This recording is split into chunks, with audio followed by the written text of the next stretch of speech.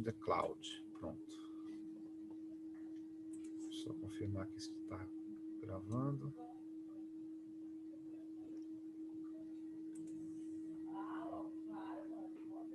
Eu acho que está gravando.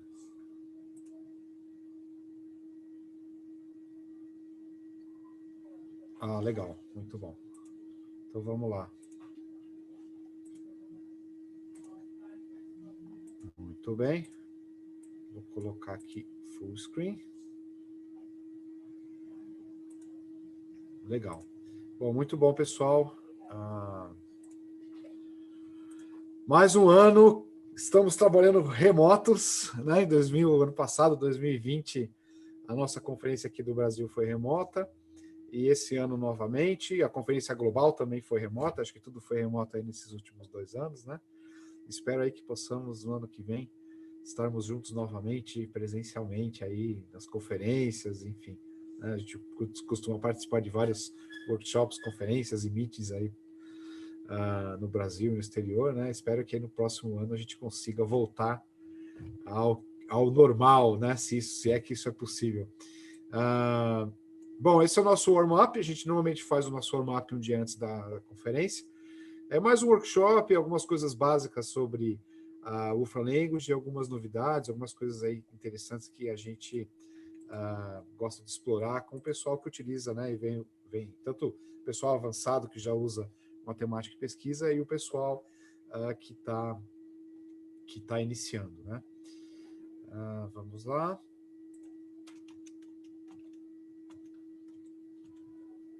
Legal. Deixa eu voltar aqui. Então, só um breve histórico, né, dessa nossa conferência do Brasil. A gente começou ela em 2013, lá no Mackenzie, né? Na verdade, a minha experiência com matemática, eu comecei a usar na graduação, em engenharia de computação, nas aulas de cálculo, né?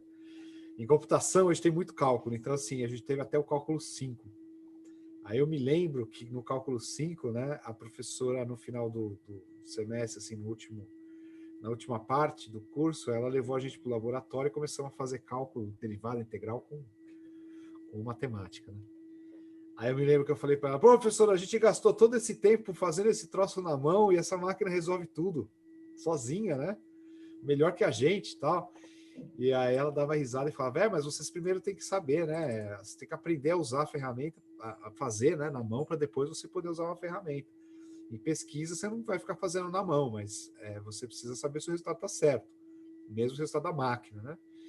E aí foi engraçado, porque aí a gente ficou trolando a professora, né? Que a gente não precisava ter passado tanto semestre estudando cálculo, se já tinha um software que resolvia tudo para a gente, né?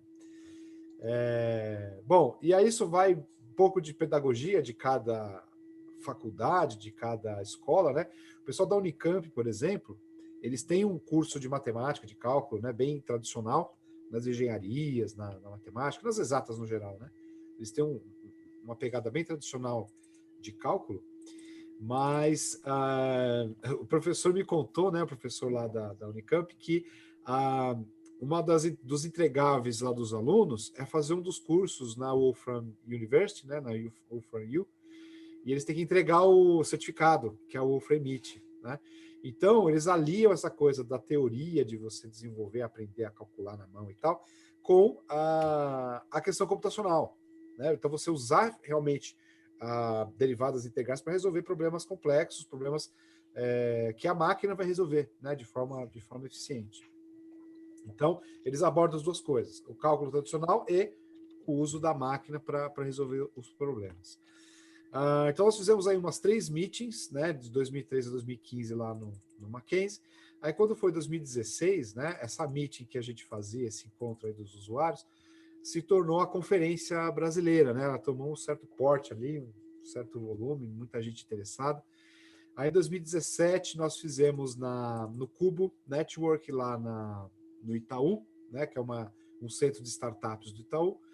Aí depois 2018, 2019 no Mackenzie novamente, e agora 2020, 2021, né? Virtual como tudo aí no nosso no nosso período aí de pandemia, né? Eu achei que no final das contas foi até uma experiência interessante, não a pandemia, mas o fato de muita coisa, né? A gente começar a fazer remoto. aula remota, foi tudo meio que adaptado no começo, mas eu acho que hoje em dia todo mundo já sabe, tanto professores e alunos, já sabem bem lidar com a tecnologia aí para conseguir fazer as coisas remotas, né? Eu acho que nesse sentido foi bastante positivo. Bom, aí sobre a nossa conferência, né, temos frutos aí bem interessantes, né? Esse ano, 2021, o engenheiro Leonardo, ele tem uma empresa, né, a TecCom. Ele fez o mestrado dele na UFES, formado lá na UFES, né, engenheiro, e o doutorado dele ele tá terminando na UFRJ. E ele estuda uma área muito pontual, muito específica, né, como todo doutorado, né? E ele trabalha com offshore, né? Ele trabalha muito com as empresas de petróleo e todo tipo de projeto de engenharia civil, né? De estruturas tanto no mar quanto na costa, né? No porto, quanto em plataformas. E uma coisa interessante que ele faz, né? Ele faz várias coisas. Ele faz crack analysis, né? Ele faz análise de estruturas de concreto para analisar a rachadura e saber se aquilo tem conserto ou não, e se não tem conserto, quando que aquilo vai romper, né? Ele tira fotos com microscópio, ele bota essas fotos em porta matemática, ele consegue, no tempo, analisar essas imagens e dizer quando que aquela rachadura vai realmente colapsar, né? Isso é muito interessante, você fazer uma previsão dentro de uma estrutura física, né, de concreto. E ele também faz uma coisa muito interessante de lifting, né, que é você elevar e transportar objetos grandes e pesados, né? Você transportar um equipamento muito pesado do porto e colocar no navio. Parece algo corriqueiro, né? Você vai lá, issa o objeto e coloca ali no navio. Agora imagina que o navio está no mar, né? E que o objeto pesa toneladas e toneladas. Então, isso deixa de ser um simples içamento e se torna um trabalho, né? Que você tem que fazer um projeto. Você tem que fazer um projeto para você transferir o peso, né? Do guindaste de vários, porque às vezes você precisa de vários para fazer essa manobra. Você transferir esse peso, né, do solo para o navio, muitas vezes você pode afundar o navio ali no porto, né? E aí você tem o vento, que tem impacto grande, né? E o próprio mar, né? O balanço do mar ali é típico, né? Do navio, típico de um transporte no mar. Então você tem esses complicômetros aí. Então você transportar um objeto, tirar ele do solo e colocar ele no navio para você levar ele até uma plataforma e lá na plataforma de novo você tirar e aí a plataforma tá balançando e o navio também, né? Aí você içar esse objeto pesado do navio e colocar ele no local adequado dentro da plataforma. É um projeto incrível que você precisa fazer. E cada experiência, cada transporte é um transporte. É uma experiência nova, né? E o Leonardo vem fazendo isso. Isso é o trabalho do doutorado dele, mas é o trabalho da empresa dele, da TecCom. Eles fazem isso para várias empresas de petróleo, né? E para várias empresas aí que têm estruturas de dams, né? Que eles chamam, estruturas de concreto ou de estruturas de ferro. E ele fez uma palestra na nossa conferência aqui no Brasil em 2019, não, foi 2018. Em 2019, ele foi fazer essa palestra, ele e a Poliana, lá na Conferência Global da Wolfram, né? Ele foi, naquela época, ele já foi indicado para o Award. Muitas vezes demora, né? Mesmo sendo aprovado, isso passa para o ano seguinte, passa para o outro, enfim, 2, 3 anos para frente, pode acontecer de você receber um award lá na frente ainda, né? É um award, é um reconhecimento realmente muito importante, tanto acadêmico quanto profissional, né? E todos esses projetos, esses trabalhos, eles passam por uma avaliação rigorosa de uma equipe da Wolfram, né? E realmente, assim, são projetos incríveis, né? São projetos em muitas áreas diferentes, então é difícil você decidir quais as áreas que realmente é interessante. E no caso do Leonardo é algo muito diferente, né? É na aplicação de engenharia civil, é a aplicação em projetos de offshore, é uma coisa bem diferente do que a gente tem visto aí, o pessoal usando matemática. E eles usam matemática praticamente para tudo, né? Eles fazem todos os cálculos, todos os projetos, tudo que eles fazem, eles usam o CAD e o matemática, né? Eles integram as duas coisas, usam matemática para fazer os cálculos, para testar possibilidades, para analisar os riscos, né, daquela operação, e eles usam o CAD também, que, né, engenharia civil é muito tradicional aí, você desenhar os projetos, modelar os projetos em 3D, né? Ele importa os modelos do CAD para matemática, enfim, ele faz um trabalho muito legal, né? É bastante inovador. Em 2020, a gente teve aí o professor Pedro, do Mackenzie, né? Também ele foi agraciado com o Award de Inovação da Wolfram. O professor Pedro, ele trabalha já há muitos anos com matemática, né? Ele trabalha com sistemas complexos, com autômatos celulares, é membro da Sociedade dos Autômatos Celulares. E o professor Pedro, né? Eu mesmo fiz o mestrado lá no Mackenzie, né? E eu comecei a usar o matemática na graduação. E aí, muitos anos depois, quando eu fui fazer o mestrado, lá no Mackenzie, o pessoal usa muito matemática na pós-graduação, na engenharia elétrica, em vários cursos, né? Eles utilizam, assim como na UFES, na UFRJ, na Unicamp, por aí vai. E então, assim, se utiliza muito, tanto em ensino quanto em pesquisa. E todo mundo que faz o curso lá, né, do Mackenzie, na graduação de computação e no mestrado em engenharia elétrica, o pessoal utiliza bastante o matemática, nos dois aspectos, né, tanto educação e pesquisa.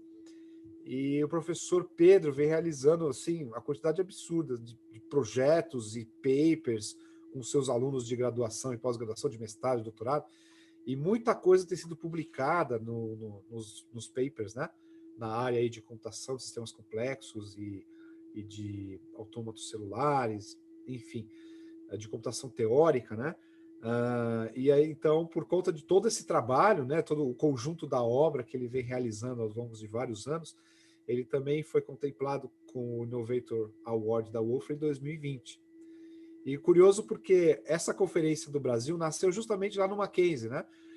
Éramos eu, o professor Pedro, o Daniel Prisma, o Murta, o Fred. Então, nós nos reunimos e montamos um grupo ali para fazer a conferência, e, na verdade, aquilo cresceu, né? Apareceu muita gente. Nessa conferência desse ano, a gente tem mais de 300 pessoas inscritas. Isso é bem bacana. E essa jornada dessa conferência, né, terminou culminando nessas premiações, e é muito legal ver o uso da tecnologia computacional em áreas totalmente diferentes, né? Você vê assim, tem coisa em computação teórica, né? E tem coisa aqui na engenharia civil, né? E hoje essa coisa da computação está se expandindo, que a gente chama do Computational X, né? Que o Stephen costuma falar muito, que é você vai aplicar a computação em qualquer área, né? Em tudo quanto é área, ela vai virar uma área, todas as áreas vão se tornar, de alguma forma, uma área computacional. E isso a gente, né, o Stephen já falava isso há muitos anos, e na verdade a gente está vendo isso se concretizando agora. É uma tendência de mercado que estamos vendo acontecer. Vamos lá. E o matemática, ele continua, né? A Wolfram Language de matemática continuam sendo líderes aí em computação, né? Em computação simbólica e numérica. Então, eu vou mostrar um pouquinho disso. Tem muita gente que conhece o matemática, né? Das aulas de cálculo, e o matemática, o pessoal usa muito para resolver derivada, integral, cálculo simbólico. É interessante porque eu vejo na internet muita coisa, se vocês procurarem, assim, não é a Wolfram que está falando, né? Melhor do que os professores e pesquisadores externos falarem da tecnologia do que o próprio fabricante. Então, se vocês procurarem lá no YouTube, por exemplo, vocês vão ver que tem muito pesquisador, professor, estudante, fazendo comparação do matemática com outras ferramentas que fazem cálculo simbólico, né? Então, o kernel do matemática ele já é um kernel simbólico. É um dos poucos sistemas que tem o kernel simbólico, né? Eu vou mostrar já o que é isso. Mas o fato é que eles pegaram assim algumas tecnologias de outras empresas e compararam, por exemplo, resolver derivada integral, né? Quando a coisa é básica, quando é derivada integral básica, qualquer sistema simbólico resolve. Agora, quando você começa a trabalhar com problemas mais complexos, os outros sistemas não conseguem resolver. Só o matemática, né, o Wolfram Language tem conseguido realmente resolver cálculos complexos, mais avançados, que os outros sistemas não conseguem resolver. Né? Mas isso a gente consegue entender porque o kernel do sistema é simbólico. Né? Então, por exemplo, se eu faço aqui, né, eu pego aqui, ó, meio mais, sei lá, 4/5, e eu realizo essa operação, ele me dá um resultado simbólico. Né? Ele não trouxe aqui o resultado numérico. Ou se eu faço isso aqui, ó,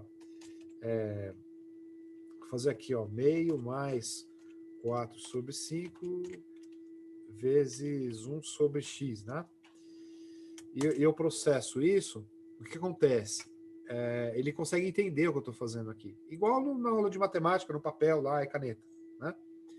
Então, ele consegue operar isso, e o x ele permaneceu aqui. Né? Ele entende que isso é uma incógnita e trabalha da forma que trabalhamos aí com o papel e na caneta. Isso faz parte do kernel do sistema.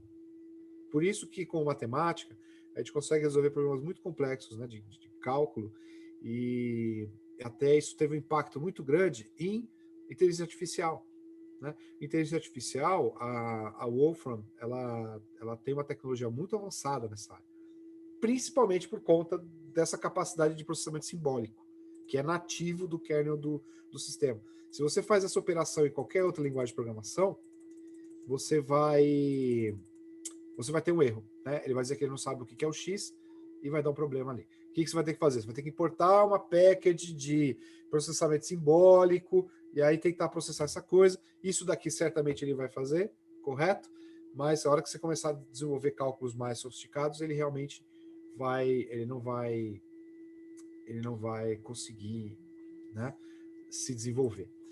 A gente consegue até com matemática fazer meio que uma engenharia reversa, né, e via código criar aquelas tabelas, sabe aquelas tabelas de cálculo que a gente vê nos livros de cálculo, de matemática, de física e tal.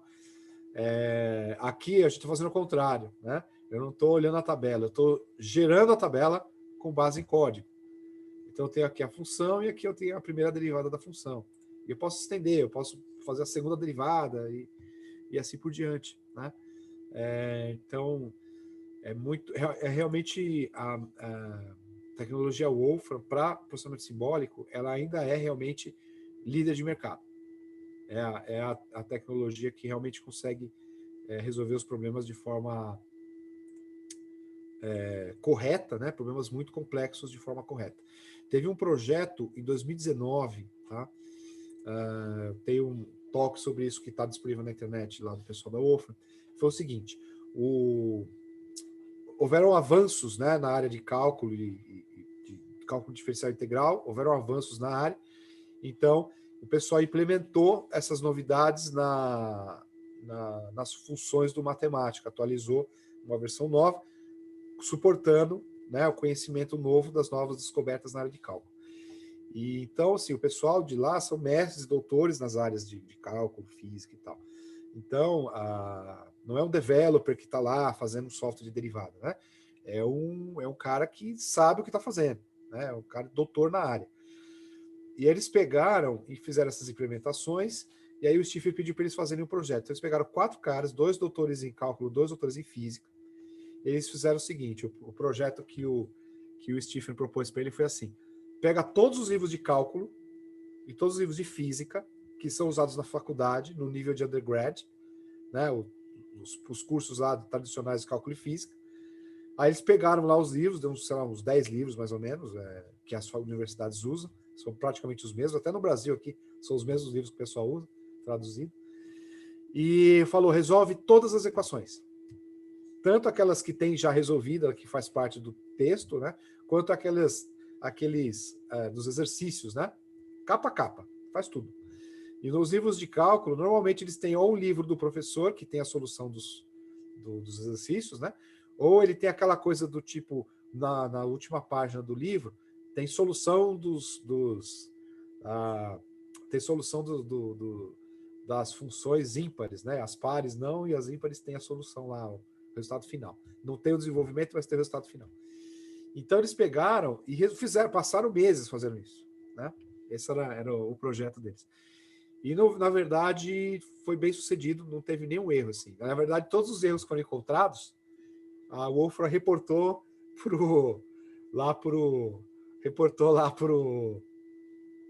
para a editora, né? Porque era um erro no livro, não era erro no matemática, era erro no livro. E foi curioso isso, porque tem livros lá que estão na 15ª edição, né? Então, assim, um livro na 15ª edição é muito difícil ter algum erro, né, no livro. Na primeira, segunda, terceira pode ter alguma errata ali. Mas os livros tradicionais que a gente vê usando aí de física e cálculo, né, do undergrad, né, nível undergrad, se você são livros aí que estão na 15ª edição, então realmente tem muita coisa que já foi ajustada, resolvida. Mas esse foi um projeto bem curioso que foi feito lá na Wolfram. Então não foi feito um teste por amostragem, né? Foi feito um teste, pegou tudo que tinha na área e foi explorado ali o material. Aí também, né, as integrais, as temidas integrais lá, que o pessoal tem dificuldade de fazer na mão, as integrais e tal, também a gente consegue resolver sem muito mistério, né? Mesmo integrais mais complexas.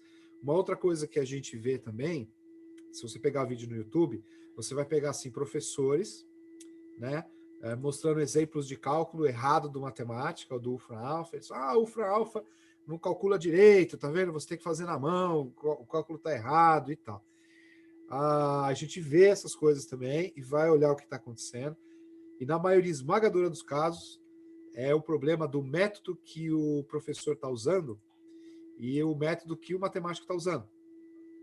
Então, quando você resolve, né, cálculo e cálculo simbólico, você tem vários métodos, né? Então, por exemplo, posso fazer aqui uma integral numérica, né? Eu pego essa integral numérica e eu faço o cálculo aqui. Só que eu posso também usar vários métodos diferentes. Então, por exemplo, eu tenho aqui, ó, esses aqui são alguns deles, tá? Aqui são alguns métodos que eu posso usar para fazer uma integral numérica. Então, quando eu passo aqui, agora que eu estou fazendo, estou pegando exatamente essa função aqui, só que agora eu estou pedindo para ela rodar várias vezes essa integral, usando métodos diferentes, esses métodos que estão listados aqui nessa variável m. Né? E aí ele vai mostrar isso colunado aqui, ele vai mostrar o nome do método e qual que é o resultado do cálculo. Então eu vou rodar isso aqui, então eu estou rodando exatamente aquela integral que está ali em cima, né? Em métodos diferentes. Então, olha só, essa primeira integral aqui, o que o matemática faz? Ele analisa o dado que você está passando como parâmetro e ele verifica qual que é o método mais adequado para ser usado para resolver essa equação. Tá? A gente vai explorar um pouquinho mais disso lá na frente. Então, ele mostra o resultado aqui. Quando eu especifico exatamente qual é o método que eu quero, tem outros, tá? Aqui alguns deles só, mas tem vários métodos implementados, né, na plataforma. Quando eu passo isso, aqui tem os resultados, olha só. Então tem, ó, Cartesian U, Global Adaptative, Local Adaptative, né? Aí tem, por exemplo, ó, esses Double Exponential, ele retornou a mesma estrutura simbólica. Então, com esse método aqui, ele não conseguiu encontrar a solução dessa integral simbólica, dessa integral numérica, né? Mas aqui, ó, Monte Carlo, adaptativo Monte Carlo, e você vai notar também que às vezes tem diferença dos valores. Ó. Por exemplo, o Monte Carlo, ó, tem vários métodos aqui que deram exatamente o mesmo resultado. Mas quando você usa o Monte Carlo, ele dá outro resultado. Ó, esse outro cara, ó, tem o Monte Carlo e o adaptativo Monte Carlo. São valores diferentes. Ó, tem um valor aqui e outro aqui. Então, normalmente, aí a gente vê professores lá no YouTube, né, fazendo cálculo na lousa, e aí ele fala, aqui no meu cálculo deu tanto, mas quando você vai no Wolfram, dá errado, dá tanto, né? Aí a gente vai atrás de investigar por que tem esse problema, e aí normalmente é essa questão. O professor está fazendo o cálculo com um método e está comparando com o outro no matemática, né? Aí quando você muda o método de matemática, aí você consegue alcançar o mesmo resultado que o professor lá está ele tá encontrando. Mas é que o professor, ele sabe muito de cálculo, mas ele não sabe muito da tecnologia, né? Então ele precisa explorar um pouco mais para poder encontrar realmente ali onde está o problema. E se tiver um problema? Se tiver um problema, a gente passa isso para a nossa equipe de suporte, ela avalia, testa e manda isso para o developer, que são os doutores lá em cálculo, e eles vão investigar o problema e vão resolver o problema na plataforma. O fato é que a tecnologia da Wolfram para fazer cálculo, né, tanto simbólico quanto numérico, ela já tem 30 anos. Né? Isso aqui está desde a primeira versão do matemática. Então, você encontrar alguma coisa errada no código do matemática, é possível encontrar um bug? Sim, mas vai ser muito difícil. Vai ser muito, muito raro. E não é coisa elementar. Né? Vai ser algo realmente de alguma pesquisa muito avançada que está sendo feita e que realmente aí encontrou algum problema e o problema vai ser corrigido. Né? Só que assim, pesquisa muito avançada, se vocês olharem lá no award da Wolfram, tem o pessoal do Jet Propulsion Laboratory, tem o pessoal do CERN, tem pesquisadores dos maiores e grandes institutos de pesquisa do mundo que usam matemática diariamente para desenvolver as suas pesquisas. Né? Então, pesquisa muito avançada, pesquisa de ponta, realizada com a tecnologia da Wolfram, que tem todas essas minúcias. Né? A gente tem vários métodos para todo tipo de função que é utilizada, a gente implementa, né, as funções, que são os algoritmos que são descobertos e são desenvolvidos, aí as novidades que tem de diversas áreas, né, a gente vem implementando. O matemática continua sendo campeão também na visualização de dados, né? Então, você trabalha com programação funcional, você consegue realizar processamento muito sofisticado de forma bastante eficiente, com código enxuto, né, com código curto. Então, em uma linha de código, você consegue alcançar computação e visualizações bem sofisticadas. Você cria uma função aqui, você vai ver, é muito parecido com o que a gente faz na aula de cálculo, né, o que a gente aprende. A sintaxe da Wolfram Language é de muito alto nível, e é muito parecido com o que a gente faz aí nas aulas tradicionais de física, de matemática, né? Não tem muito mistério. E uma coisa que talvez incomode logo no início, quando as pessoas começam a trabalhar, é que o pessoal já sabe trabalhar com alguma outra linguagem de programação.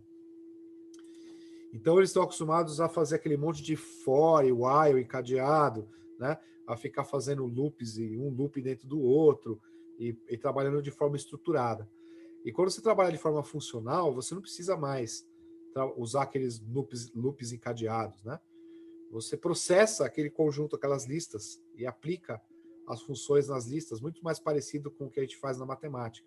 Você vai encadeando as funções, né? E você vai realizando o processamento.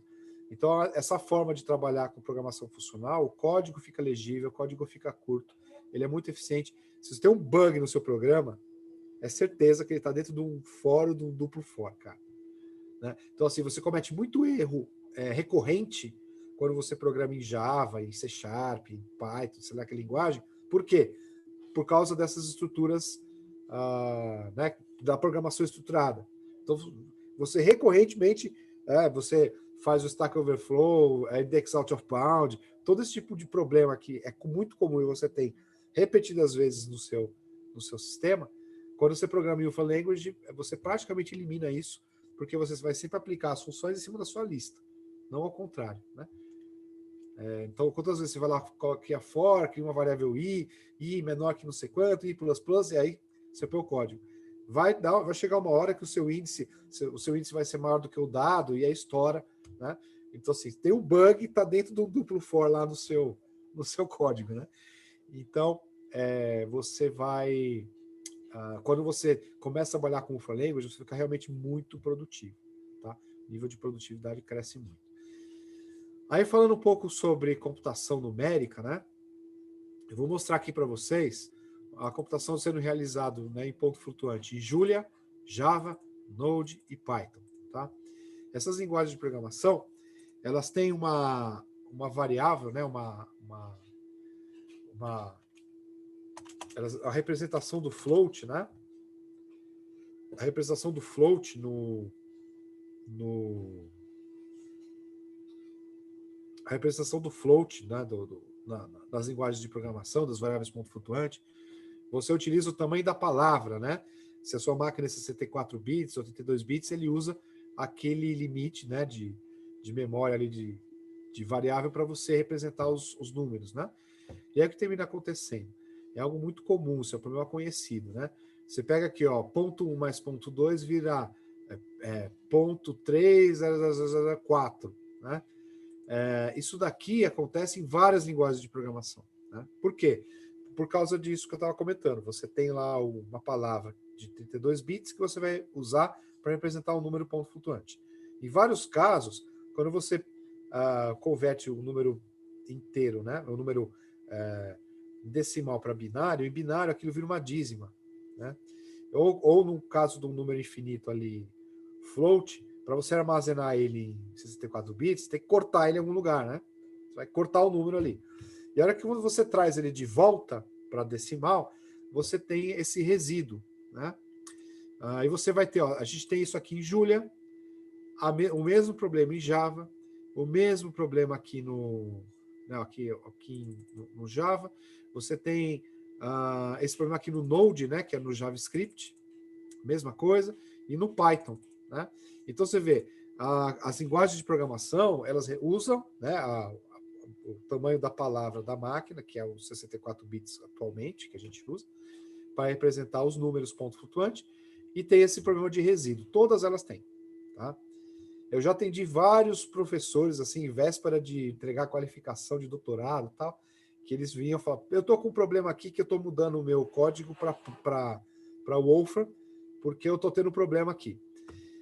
Cara, eu brinco que isso aqui é muito coisa de físico, né? Porque os físicos são meio megalomaníaco, né? Ou o cara tá olhando partícula, então ele tá olhando números muito pequenos, muito, muito pequenos. Ou ele tá olhando números lá nos confins do universo, né? Ele tá literalmente números astronômicos. Então, essa questão de precisão para os físicos é muito importante, né? Eu brinco, né, como sou engenheiro, né, a gente fala assim, para engenharia isso aqui não é um problema, né? Por quê? A gente tem a margem que a gente chama de margem de segurança, né? Que a gente chama também de margem de ignorância. Então, se você vai fazer uma ponte, né? Eu vou fazer quanto essa ponte? Eu vou suportar 10 toneladas. Legal. Então, o que você faz? Você projeta ela para 20 toneladas. E aí você põe uma placa lá na ponte, né, dos dois lados, dizendo, essa ponte suporta 10. Só que ela suporta 20, na verdade, né?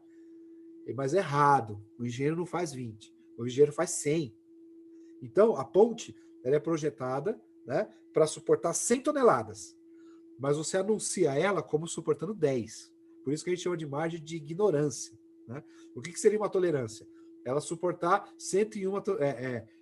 11 toneladas, né? Ao invés de 10. Suportar 11, você tem tolerância. Mas você não pode fazer isso, engenheiro. Por quê? Porque um dia vai passar 2 caminhões com 50 toneladas cada um. Né? Um indo para uma direção, outro indo para outra. Mesmo você colocando a placa que ela suporta 10 toneladas. Então você projeta a ponte para 100 toneladas, né? E aí a gente chama isso na engenharia de margem de ignorância. Então esse erro aqui, esse erro de arredondamento aqui, ema, né? Pode acumular ele aqui que eu estou extrapolando absurdamente, né, o meu projeto. Só que, por exemplo, aqueles projetos do Leonardo lá, de offshore, de lifting, né? Cara, ele não pode fazer isso. Ele não pode trabalhar com margem de ignorância, né? Ele tem que trabalhar com margem de segurança. Ele ainda tem que considerar o vento e o balanço do mar, né? De repente, no meio da operação, ele tem que tomar a decisão de parar a operação. Operação milionária, né? Ele tem que parar e esperar. Por quê? Porque o vento está muito forte e o mar está balançando muito. Foi planejado, foi projetado, a coisa foi fabricada, foi feito um transporte daquele equipamento gigantesco que leva meses para chegar até o porto. No dia do porto, o engenheiro toma a decisão de não fazer. Tem que esperar o dia seguinte. Aí chega no dia seguinte e fala, agora o vento tá e tal, o mar tá com tal perspectiva, então agora a gente consegue mover, né? Por quê? Porque ele tem que trabalhar no limite. Então, nesse sentido, esse númerozinho aqui, faz toda a diferença, né? Agora, se for na ponte lá, né, na ponte lá entre uma cidade e outra que passa em cima do rio, e que o caminhão, né, ele tem que passar com 10 toneladas, mas o caminhão está com 40 toneladas cada um, e os dois vão se encontrar no meio da ponte com 80 toneladas, né? O engenheiro tem que usar a margem de ignorância. A indústria aeronáutica trabalha no limite, tá, de segurança, mas não pode ser de ignorância, senão você não decola o avião, né? A indústria, por exemplo, da Fórmula 1 trabalha no limite, né? A princípio, um motor ele tem que estourar a hora que acabou a corrida, né? A hora que passou pela última volta ali, o motor tem que explodir, porque aquele motor não é feito para durar 20 anos, né? Ele é feito para durar uma corrida. Se ele durar duas, é uma grande vantagem, né? Então, quando você tem computação sofisticada que você precisa fazer dentro de limites, né, científicos ali e dentro de parâmetros muito restritos, eu vejo muita gente abandonando Python, Java e outras linguagens e vindo para matemática. Por quê? Por causa desse tipo de situação. Então, se eu processo aqui, né, ó, o ponto 1 mais ponto 2, eu tenho o ponto 3, que é o que eu espero. Mas quando eu processo isso em várias linguagens de programação, a gente tem esse resíduo. Agora, imagine esse resíduo acumulado, né? Você vai realizar operações desse tipo aqui aos milhões. Milhões de operações. Que o computador faz rapidamente esse processamento, né? Você vai acumular esse erro, né? E aí, várias vezes eu já atendi professores aí migrando de outras plataformas para matemática por conta disso. E aí você tem também essa questão da computação simbólica. Então, se eu, por exemplo, eu represento π, né? Eu represento o próprio símbolo, né? Mantenho o próprio símbolo. Ou eu posso pedir para processar ele numericamente, né? E eu posso pedir a precisão que eu quiser aqui, né? Eu posso pegar 200 dígitos aqui, sei lá. Vamos lá. Cadê? Eu posso pedir aqui, ó, 200 dígitos. Não estou conseguindo botar 200 aqui. Minha máquina está lenta por algum motivo. Eu acho que é a transmissão ao vivo aqui. Então, aí eu pego, olha lá, e eu consigo... né, a vantagem disso, eu consigo computar isso aqui, tá? Porque se você for nas outras linguagens de programação, aí você tem importar uma package, né, para você lidar com o big float, que eles chamam, né, ou big int, que são grandes números, né?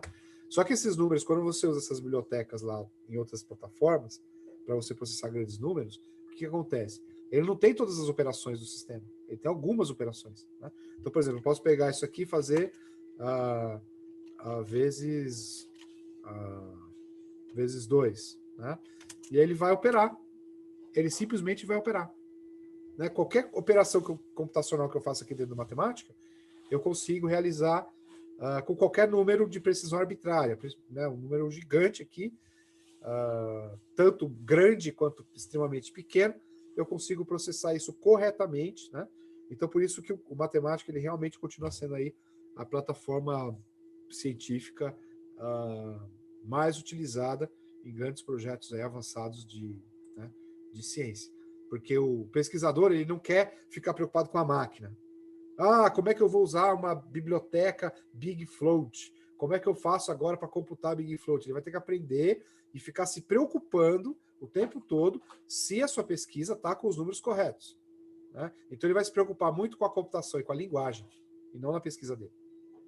Então, quando o pessoal percebe que com matemática eu vou trabalhar na minha pesquisa e não preciso ficar me preocupando com o boilerplate, né, com os detalhes da computação ali, aí eles mudam fácil de plataforma.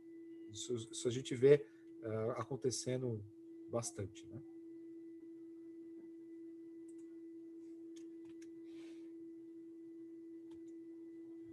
Vamos para a próxima. Legal. Aí uma área importante também da Wolfram, né, são os dados acurados. Isso é um diferencial enorme da Wolfram Language também, que outras plataformas não têm. E por isso, muitas plataformas têm se integrado à tecnologia da Wolfram. Então, a gente trabalha muito com a Microsoft, com a Amazon, né? Integramos o Matemática, né, o Wolfram Alpha, os dados da Wolfram, com o Excel. Então, agora o Excel, a versão em inglês já tem isso disponível, você consegue importar os dados da Wolfram dentro do Excel. Então, você fala lá sobre, eu quero, sei lá, ações da Bolsa, eu quero, né? Eu posso pegar aqui, por exemplo, vamos fazer Vamos fazer um teste aqui. Eu quero pegar aqui, por exemplo, ó, Apple Stock Value. Então, eu pego aqui, eu quero saber o valor da ação da Apple na bolsa. Né? Eu estou pedindo isso dentro da linguagem. Né? Então, olha só, eu pedi isso aqui em linguagem natural, ele me mostrou o código para obter esse dado, e ele me trouxe o dado aqui. Ele me trouxe a data e o valor da ação da Apple. Ele foi buscar isso agora. Né? Ou eu posso fazer o seguinte, ó, eu pego aqui, vamos fazer outra pergunta aqui. Né? Eu vou perguntar aqui, ó, what is the temperature at office? Eu quero saber qual é a temperatura lá na UFES, o campo da UFES agora. Né? Aí ele não entendeu. Deixa eu simplificar a pergunta aqui. Eu vou colocar assim, ó. Cadê meu mouse? Tá aqui. Eu vou colocar assim, ó. Tá, nós. Ele mudou de página aqui, peraí. Deixa eu voltar aqui.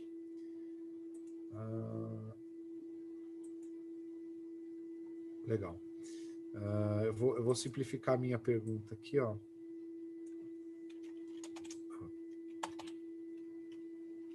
Temperature at office. Vamos de novo.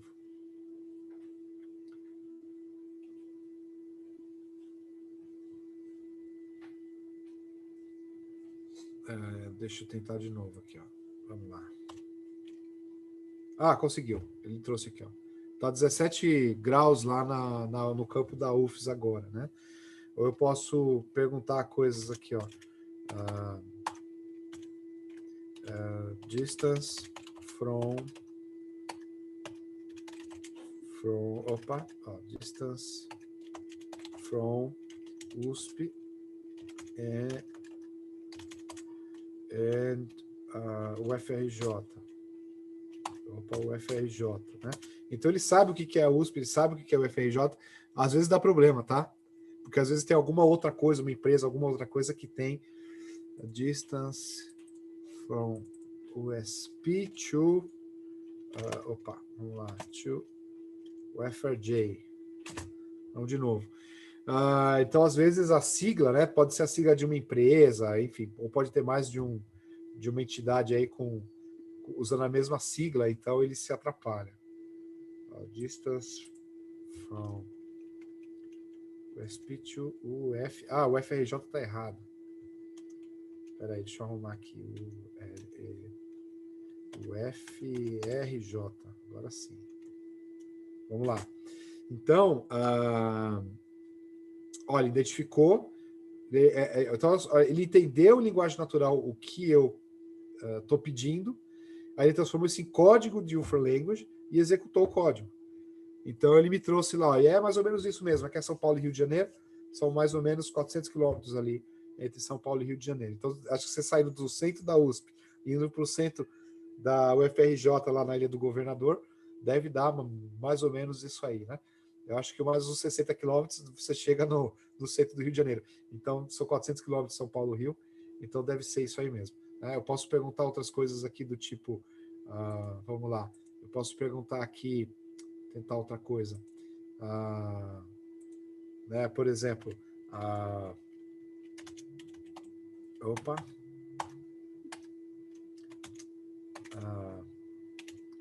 colocar aqui, ó, distance from New York City to Paris. É interessante porque é só atravessar o mar, né?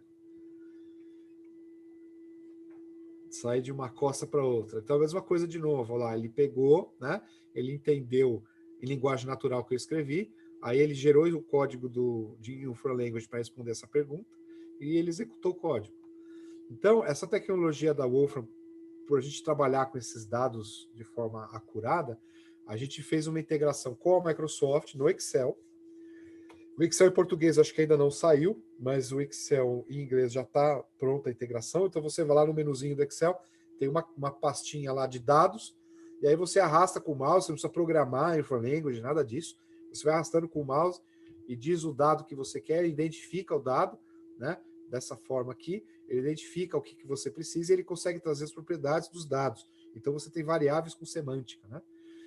Aí você tem também as assistentes virtuais, né? As assistentes virtuais, elas estão conectadas também com o FraAlpha.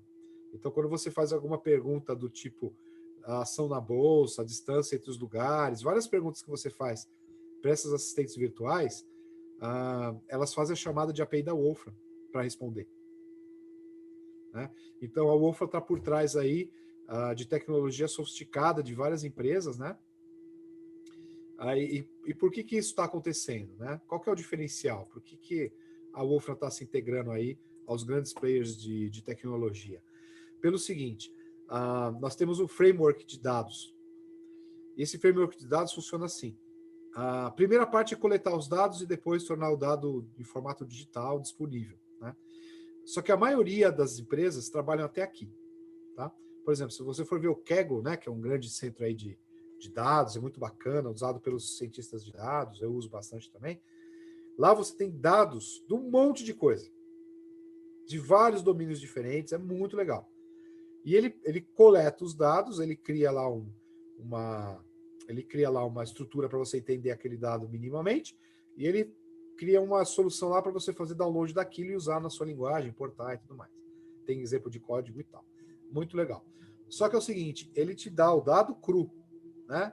Em PDF, em Excel, em TXT, CSV, aí tem vários formatos, às vezes o mesmo dado, em vários formatos diferentes, você baixa o que você quiser. Né? É bem bacana. Só que eles param aqui. Então, os dados, eles não são compatíveis, você não consegue relacionar um domínio com outro domínio, e eles não são computáveis. O dado está lá pelo dado. Né? Então, o dado é o fim, o dado está lá. Então, o pessoal tem hoje um conceito de data lake, que você joga o dado do jeito que ele é original lá no grande file server, normalmente na nuvem, são terabytes de dados, e você coloca esses dados lá, né? Esse monte de arquivo lá em formatos e estruturas diferentes, e aí você vai fazer, né, o que se fazia com BI antigamente, você faz em cima desse dado cru que está lá. Né? E aí você vai processar esse dado, limpar, garimpar, filtrar esse dado na hora que você vai usar ele. Né?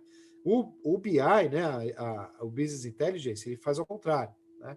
Ele faz o ETL. Então, assim, ele pega o seu dado cru lá do jeito que está, aí ele limpa esse dado e organiza esse dado, e deixa esse dado compatível e carrega numa base de dados estruturada.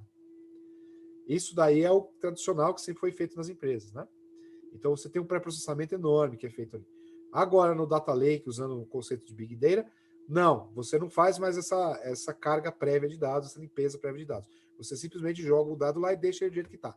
E você só vai mexer nele o dia que você precisa. Né? Só que a Wolfram, ela vai muito além. Tá? Então, a Wolfram tem vários passos, é um processo sistemático de trabalharmos com os dados, de limparmos os dados, organizarmos os dados. É por isso que a gente consegue, com muita facilidade, fazer uma pesquisa em linguagem natural, gerar o código em Wolfram Language e gerar o dado, gerar o resultado que o usuário precisa. Né? Então, a linguagem, nosso ambiente, ele é de muito alto nível. Né? A pessoa consegue literalmente digitar uma pergunta e ter uma resposta para essa pergunta. Por quê? Porque os dados são acurados e computáveis. Então, os dados lá no Kaggle não são computáveis. Os dados, tem lá World Bank, tem, cara, governo, aos montes, os governos, né, com essa coisa de dados públicos, eles vêm cada vez mais tornando os dados disponíveis, né? Mas todos esses dados disponíveis que estão aí na internet, eles não são computáveis. É o dado cru, né? É o dado pelo dado. Então, você tem que fazer ciência dos dados ali para você trabalhar.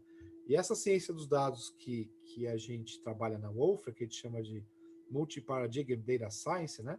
Nós temos um processo de 5 etapas, que é muito parecido com esse processo, com outros processos que tem aí na internet. Se você procurar, tem vários processos de ciência dos dados, né?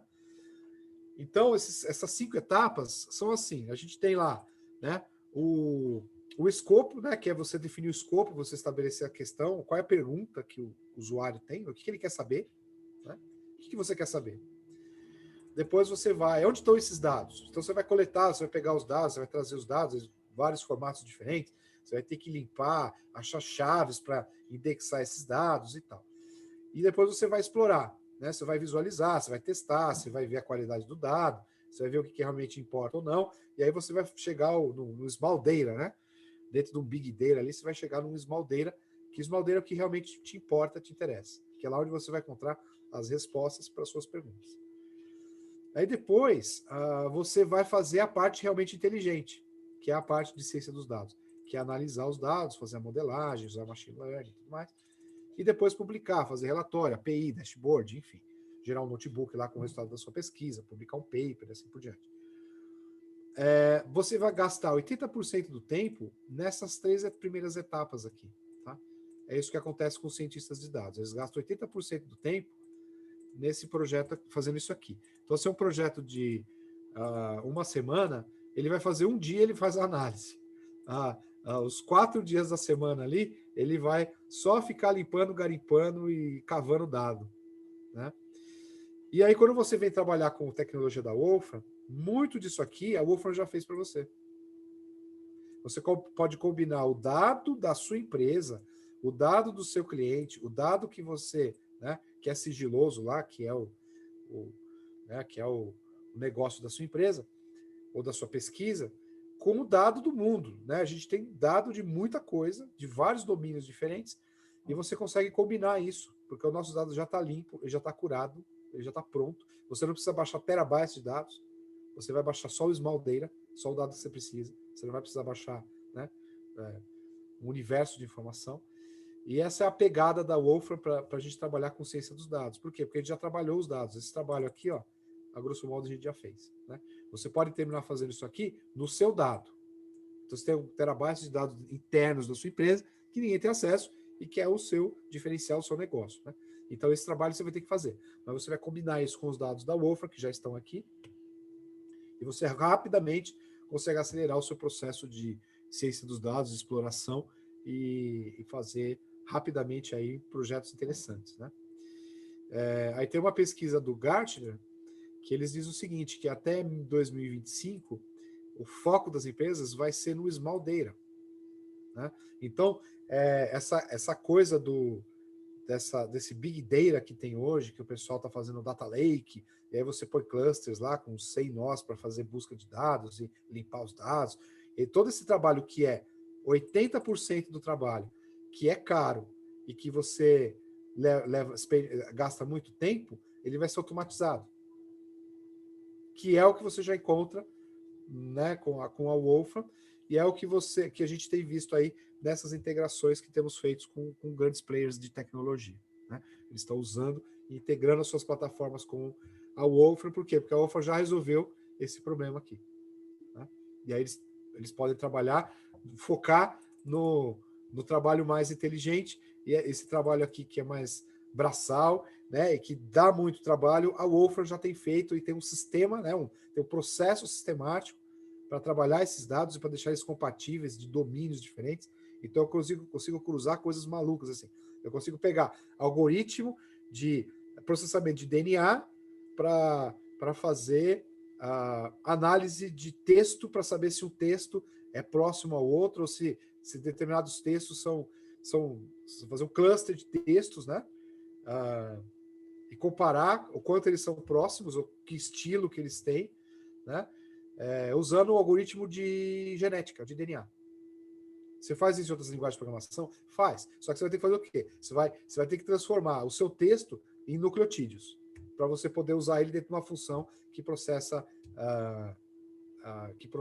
DNA. Depois vai ter que fazer a conversão de volta, para saber se que texto é aquele, né? Na Wolfram, não. Na Wolfram, a gente consegue combinar esses múltiplos domínios aí de forma bastante interessante, né? Bastante elegante. Vamos para o próximo aqui.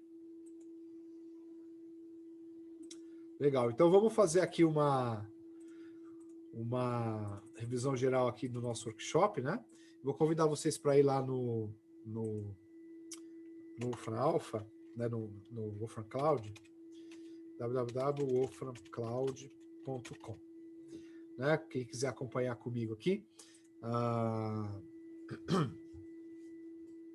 Você abre no FranCloud, se você tem matemática, né? Você usa o seu matemática. Senão você pode ir no FranCloud, você cria uma conta gratuita lá, você põe o usuário, senha, e aí você consegue o acesso. E aí você vai ter esse ambiente notebook que eu tenho aqui, né? Eu estou rodando isso no meu computador no matemática, que é o client, né? Que a gente roda no desktop. Mas a gente tem a tecnologia da Wolfram já no mobile, né? Você tem ele para rodar no iOS, no Android, e você tem na nuvem também aqui no FranCloud. Esse mesmo ambiente, né? Esse mesmo ambiente notebook, apesar de que você programar no celular não é muito amigável, né? Mas no futuro você vai pegar o seu celular, né? Os celulares estão ficando tão poderosos que ele vai substituir o seu desktop. Então você vai, em algum momento ali, você vai conectar o seu celular numa dock, num teclado e numa tela grande, e você vai trabalhar ali no seu aparelho celular, né? Como se fosse o seu desktop. Mas a tecnologia da Wolfram já está rodando lá no celular, né? Ela já funciona. Então aqui, o que a gente precisa para trabalhar com o Wolfram Language? A gente precisa aprender programação funcional, funções anônimas, usar o map, né? Acho que o map e o apply também.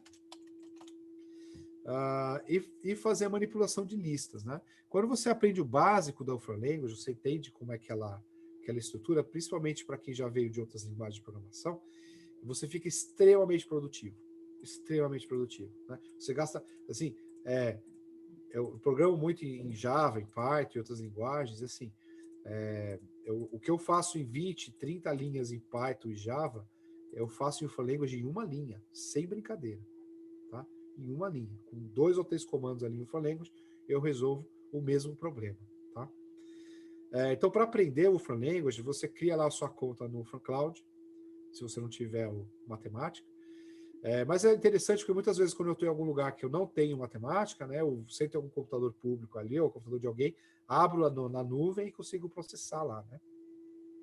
As mesmas funcionalidades que eu tenho na minha máquina aqui, a gente tem lá na nuvem. Aí depois a gente tem aqui, ó, esse livro que escrito pelo Stephen Wolfram. Eu acho que é o melhor livro assim para você começar a aprender o Wolfram Language, está disponível online, né, na íntegra. Tem também um curso baseado nesse livro no Wolfram U, né? Lá no Wolfram U tem muito treinamento, pessoal. Tem muito curso. Tem curso longo, tem curso curto, tem curso de 2 horas, de 4 horas, de uma semana. Tem certificado, tem quizzes. Você faz, né? Se você tem que assistir todos os vídeos, fazer os quizzes, depois fazer o teste final, aí você recebe um certificado. Temos a certificação também, tá?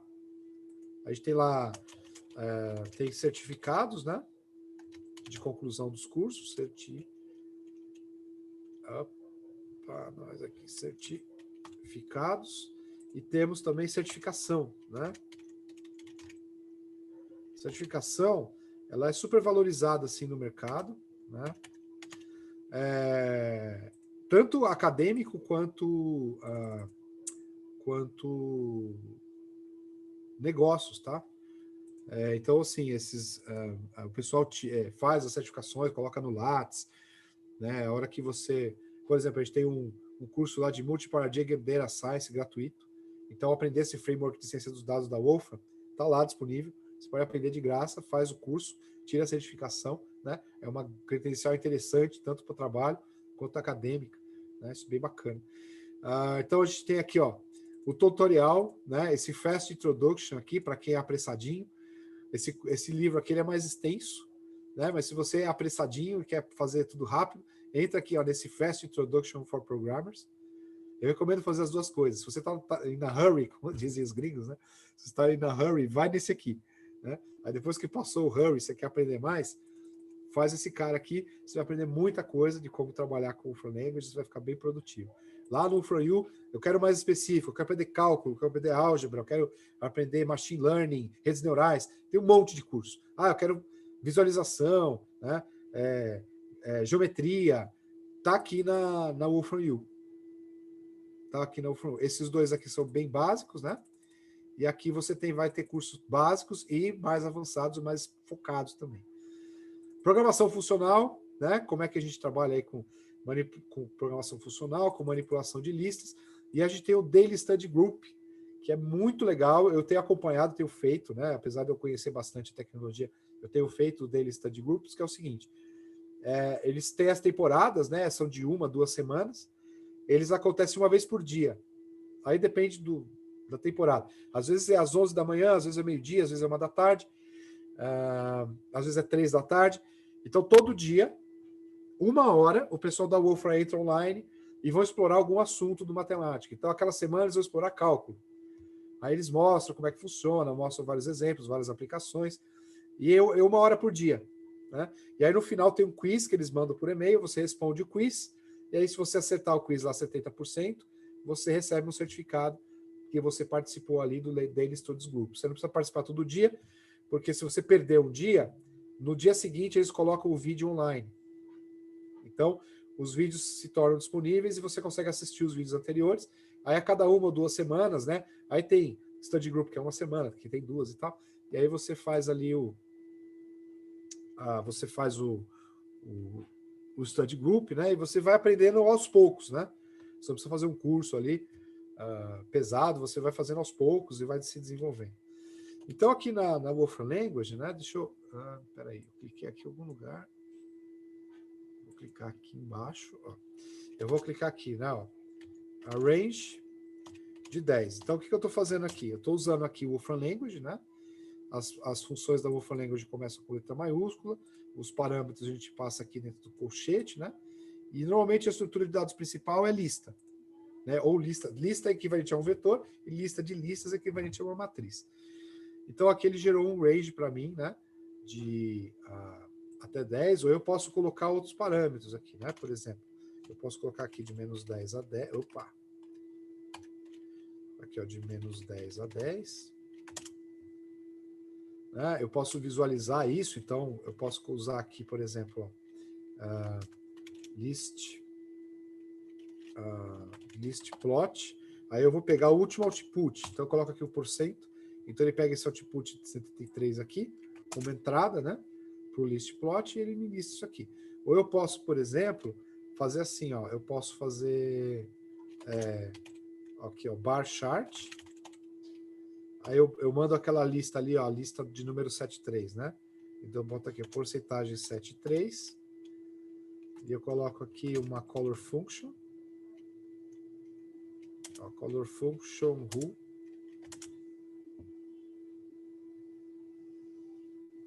E aí ele tá me trollando. Por que ele tá dando? Bar chart. É 73, né? Não é 75, é 73. Peraí. Cadê o meu ponteiro? Ah, tá aqui, 73. Aí, agora sim. Né?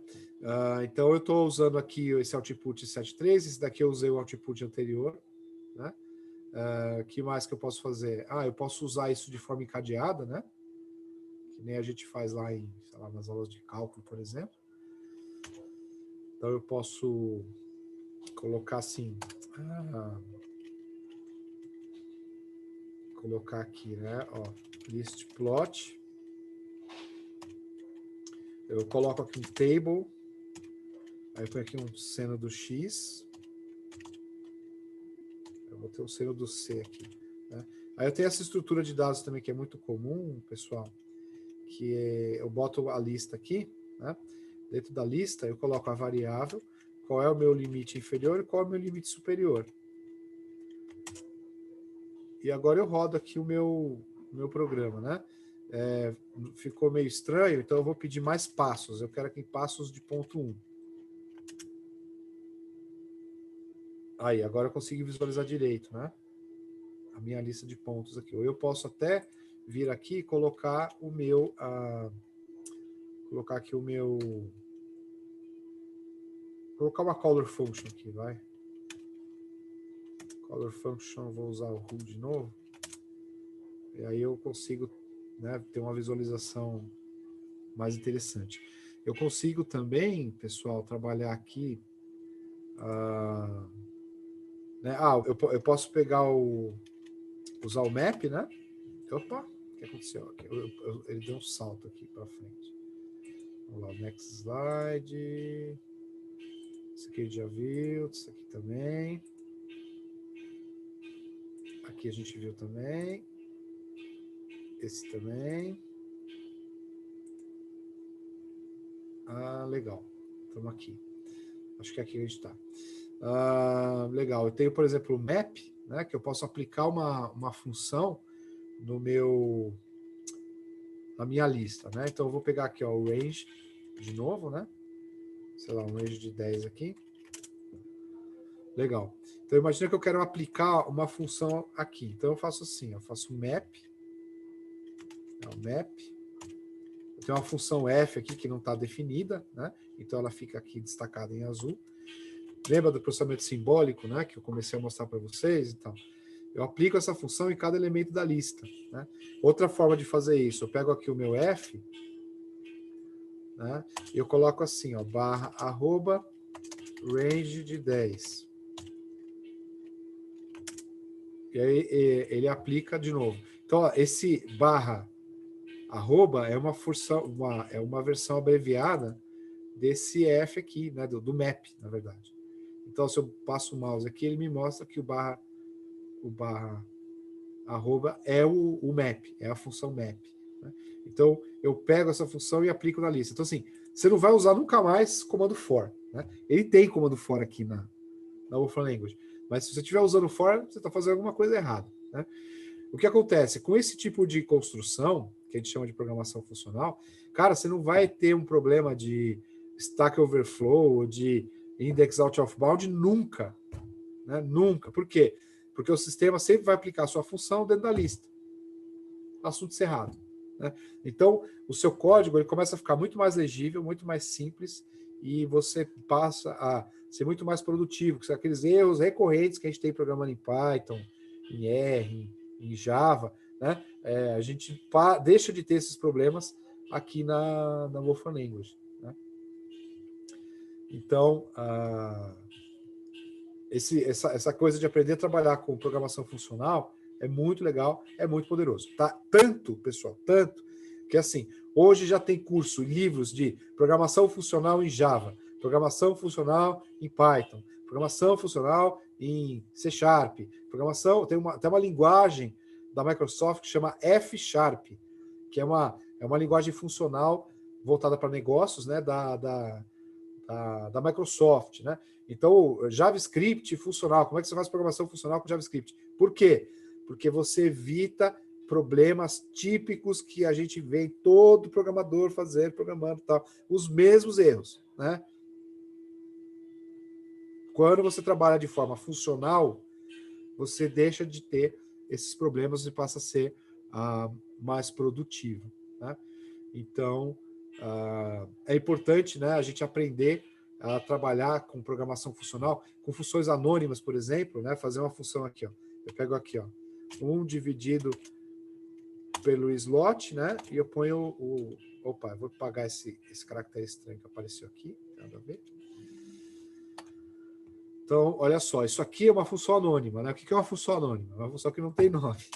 Aí eu aplico aqui, ó, arroba, aonde? No meu range de 10, de novo. Vamos usar o nosso range de 10 aqui. Então, eu fiz uma função anônima ali, né? Então, o que eu estou fazendo aqui? Eu estou usando o map, de novo, né, para aplicar essa função aqui no range. Então, eu pego aqui essa estrutura faz o quê? Esse comercial é a função anônima, né? Eu estou definindo que essa coisa aqui é uma função anônima, e eu estou dizendo que a minha operação é 1 sobre o slot. O que é o slot? É o parâmetro. O que é o parâmetro aqui?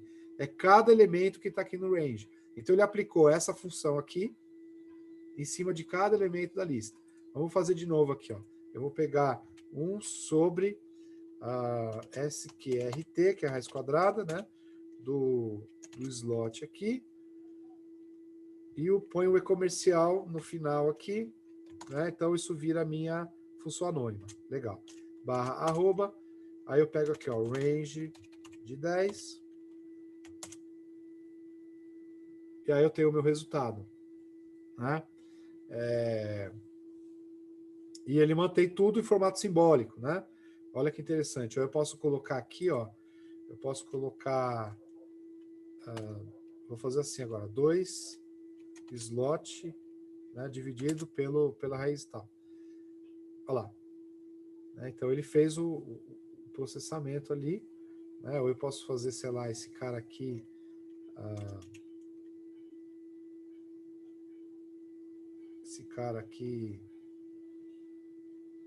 ó, vezes o próprio valor, né, o tal do slot.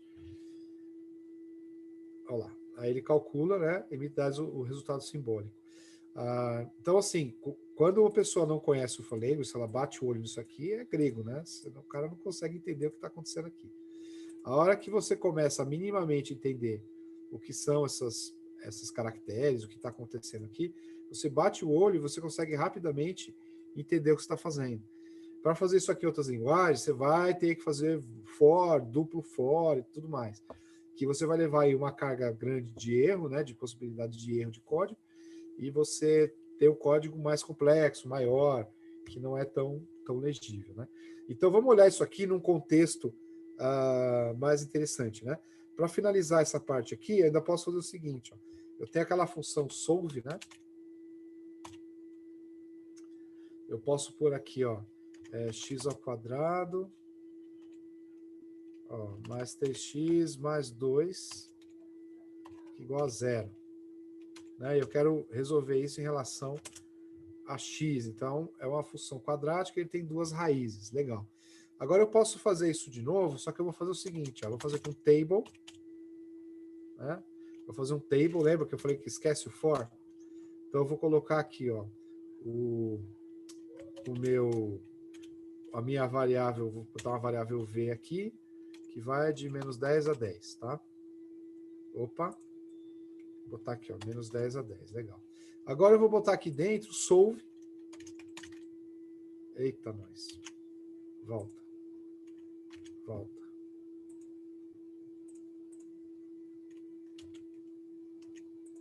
Vamos lá, vou fazer de novo aqui. Ó, solve. Vamos lá. Vou colocar aqui, ó. Eu vou botar a mesma função que eu coloquei ali em cima, tá? Cadê o meu... os meus teclados são diferentes, aí eu me perco. Aqui, ó. X ao quadrado. Opa. Vamos de novo aqui, ó. X ao quadrado mais 3x mais 2, tá? Aí eu boto Q igual a V. Agora aqui eu vou criar o meu limite, né? Então eu vou pôr aqui, ó, a minha variável, o meu limite inferior é menos 10 e ele vai até 10. E aí eu rodo essa coisa aqui. Né? Então olha só, ele me trouxe as raízes aqui, né? Várias raízes ali da função, né? Do valor de menos 10 até 10. Ele trouxe todas as raízes aqui com o solve, né? Então, essa capacidade de processamento simbólico, né, você vê que os resultados são simbólicos. Eu posso pedir o resultado numérico, mas eu posso... você vê, ó, ele tem aqui ele tem a parte imaginária e a parte inteira aqui, né, a parte real. Então, todos esses recursos que são originários da primeira versão lá do matemática, que o kernel do sistema é simbólico, ela se tornou muito importante agora para esse mundo aí maluco de inteligência artificial, né? Isso se tornou muito relevante, muito produtivo para essa era que a gente está vivendo agora de inteligência artificial. Então vamos para frente aqui. Vamos dar uma olhada em casos mais interessantes, né? E dados externos. Então, por exemplo, a gente pode integrar, eu posso consumir API, tem muito recurso da Wolfram para eu combinar os nossos dados, os sistemas da Wolfram, com coisas de fora, né? Com os seus dados da sua empresa, do seu banco de dados, ou com dados que estão aí na internet. Então, por exemplo, aqui eu vou fazer uma conexão com o Twitter, eu vou usar a minha conta do Twitter, tá?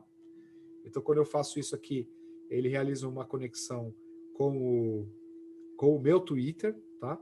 Ele abre lá, eu preciso autorizar, né? O Twitter precisa autorizar, e ok, ele autorizou. Aí eu volto aqui para o meu ambiente, né? Ele está conectado. Mas ele está conectado na minha conta, tá? Na minha conta pessoal. Então, agora o que eu vou fazer? Eu vou listar lá o Twitter do Bill Gates.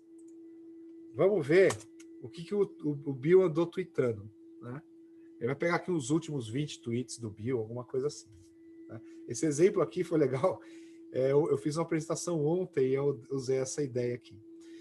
Então, por exemplo, aqui eu tenho os tweets do Bill, né?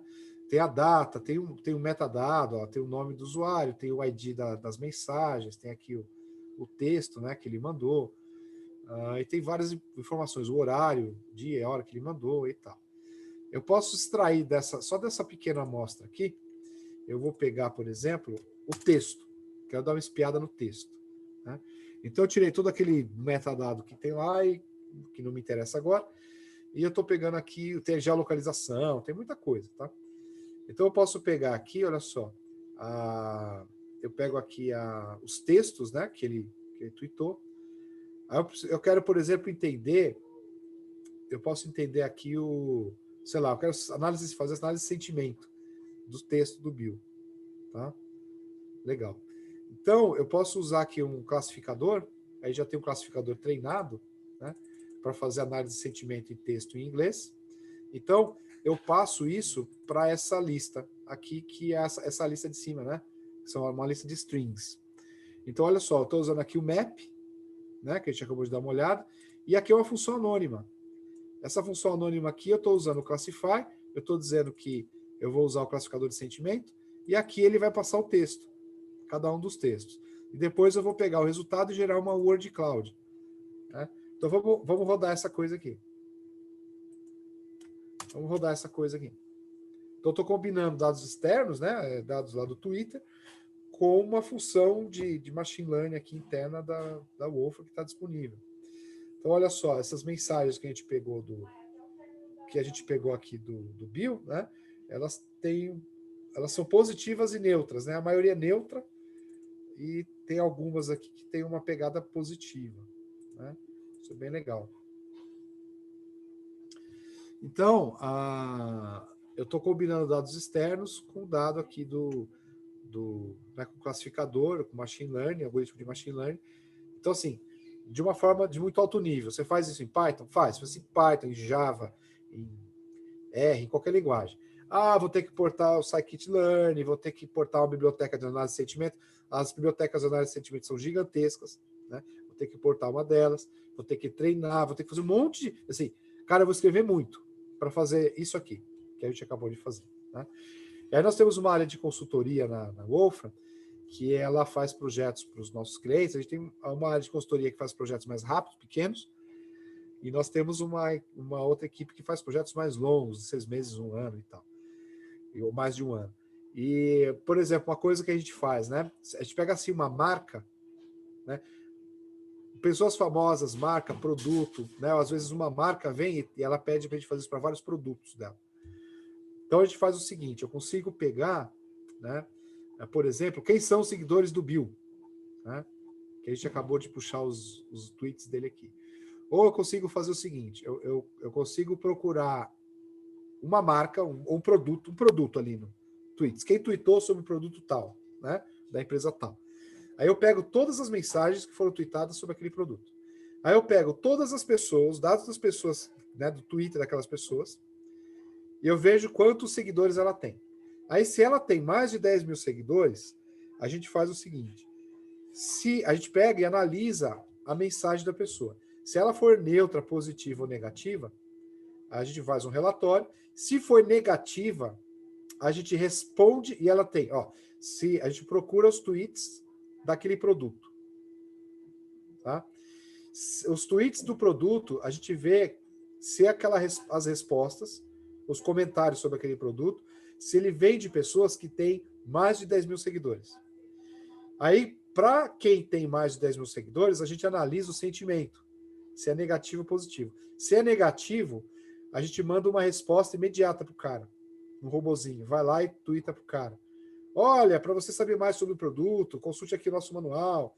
Olha, entre em contato no private para a gente te ajudar com esse problema, né?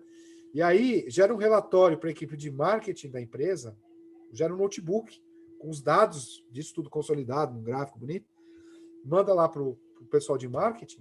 O pessoal de marketing chega para trabalhar, abre a máquina dele, tem um e-mail lá, ele abre, tem um notebook, dizendo, olha, essas pessoas aqui na internet tweetaram negativamente sobre esses produtos, né? E ele já sabe que essas pessoas aí têm mais de 10 mil seguidores, e ele já sabe que a gente já enviou uma mensagem do robozinho lá, dando uma resposta, né, para aquela coisa de uma pessoa com muitos seguidores falar mal de um produto, ela não ficar no vácuo, né?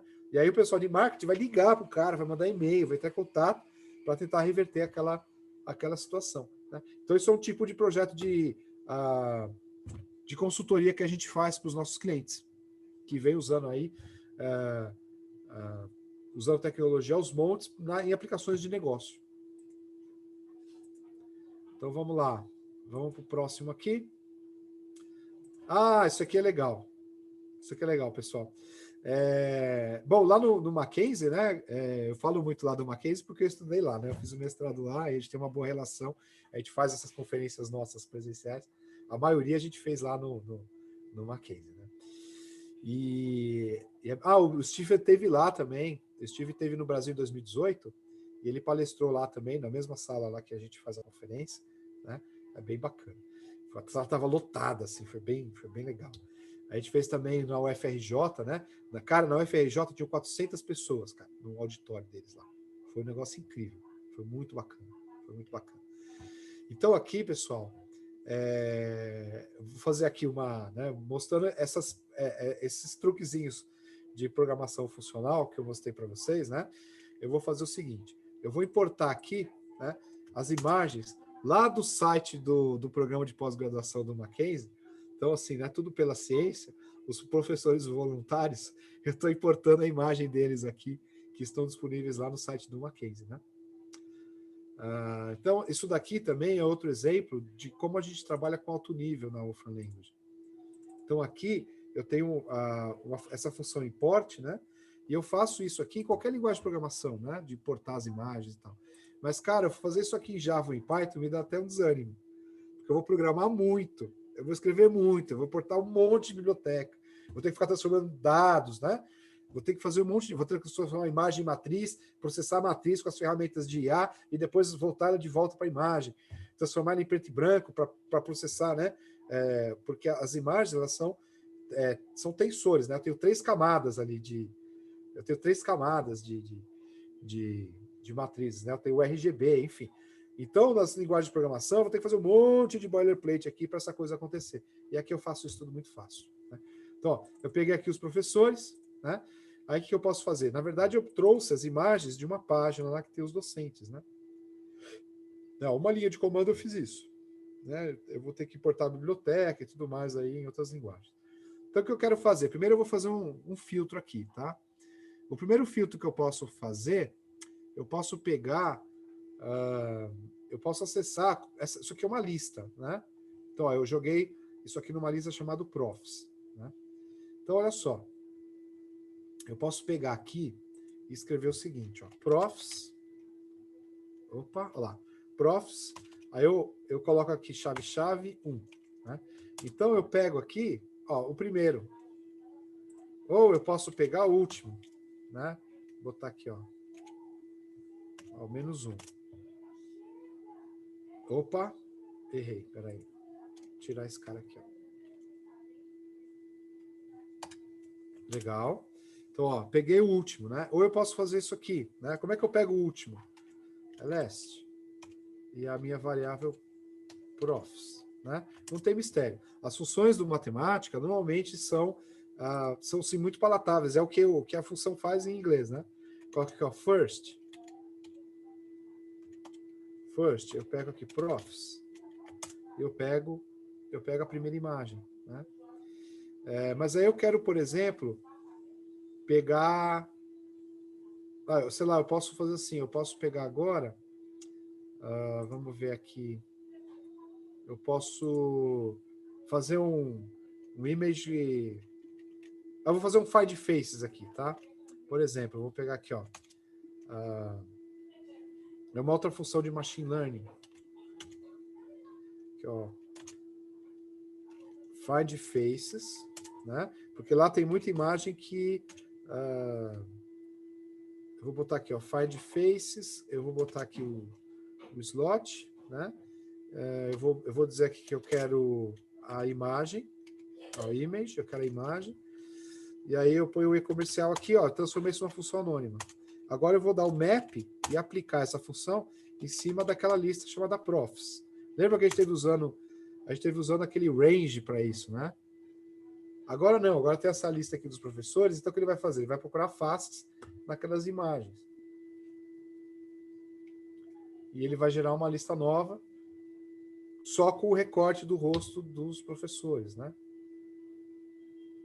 Então, estou usando aqueles conceitos de programação funcional para fazer o processamento agora de uma coisa mais, né? De uma coisa mais... que faz mais sentido, né?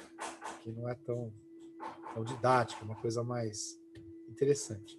E usando o Machine Learning aqui do Find Faces. Ele vai demorar um pouquinho. Ele está processando, né? Rodando o Machine Learning, olha lá. Então, de cada foto que ele achou lá, olha só, ele retornou as faces aqui. E tem alguns vazios, tá vendo aqui, ó? Ó, isso aqui ele achou que é uma face. Por algum motivo ele achou que isso aqui era um rosto. Mas aqui, ó, tá vendo? Ele trouxe vários casos aqui vazios. Então, o que eu vou fazer agora? Eu vou pegar aqui, eu vou pegar essa lista e eu vou dar o comando, né? Ó, é o output 100. Eu vou dar um comando chamado flatten. O comando flatten eu uso para normalizar uma lista, né? Para quebrar ela numa uma lista mais simples. Eu vou chamar minha variável P aqui, tá? Pronto. Então agora eu limpei aquela lista, então tem aqui só as fotos. Você vê que as fotos também têm tamanhos muito diferentes, né? Legal. Aí eu posso fazer aqui, sei lá, eu posso fazer o Image Compose, por exemplo, ó. A Image Collage, né? Image Collage, aqui, ó, com as fotos dos professores, né? Aí eu faço uma montagem aqui com a foto dos professores. E essa foto aqui que é um outlier, né? Isso aqui é um outlier. Faz parte, quando a gente trabalha com machine learning, com inteligência artificial, a gente tem falsos positivos e falsos negativos, né? Então a gente precisa calibrar essas coisas, né? O fitness, treinamento e tal, para poder trabalhar direito e fazer as coisas acontecerem, né, de uma forma mais adequada para o tipo de dados que você está trabalhando. Aqui eu posso fazer também, sei lá, eu posso fazer aqui um manipulate, né? Não. Posso fazer um edge detect, olha só. Edge detect. Aí eu pego essa imagem aqui, né? E eu gero aqui as bordas, né? Detecção de borda. Então eu usei a detecção de borda em cima da imagem dos professores aqui. O que mais que eu posso fazer? Eu posso usar aquela lista dos professores e usar um outro recurso aqui de Machine Learning e tentar reconhecer os professores, né? Eu tenho um classificador, que é o classificador de pessoas notáveis, né? Vamos ver aqui, ó. Notable. Acho que é isso. Notable person. Né? E aí eu vou fazer a mesma coisa. Vou criar um slot aqui, vou botar o e-comercial, vira uma função anônima, e aí eu vou dar o map em cima dessa lista P aqui, né? Aí para ficar mais interessante, o que eu vou fazer aqui? Eu vou repetir a foto do professor, tá? Vou repetir a foto do professor e eu vou organizar isso em forma de coluna aqui, tá? Coluna.